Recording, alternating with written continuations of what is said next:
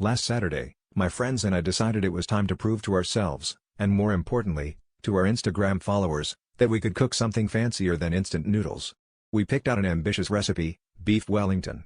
None of us had ever cooked anything that didn't involve a microwave, but hey, how hard could it be? Things started off pretty normal, except for the minor detail that Greg insisted on wearing his Kiss the Cook apron backwards, so it just said Cook Ethsic. He said it was for luck, but in hindsight, I think it was a warning.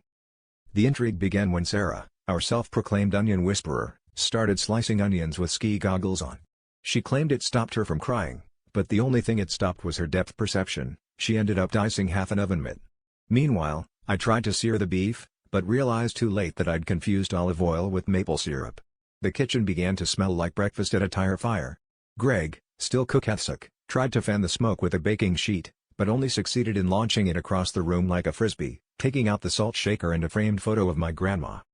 Then, all at once, the smoke alarm started shrieking like it was auditioning for a horror movie, and our neighbor, Mr. Thompson, banged on the door to ask if we were barbecuing a mattress.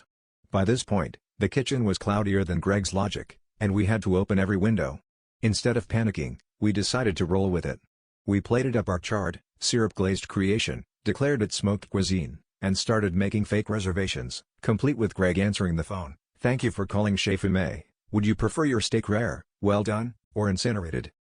The pièce de résistance? 5 minutes later, the fire department arrived. We greeted them with menus and asked if they'd like to be seated by the window or the open flame.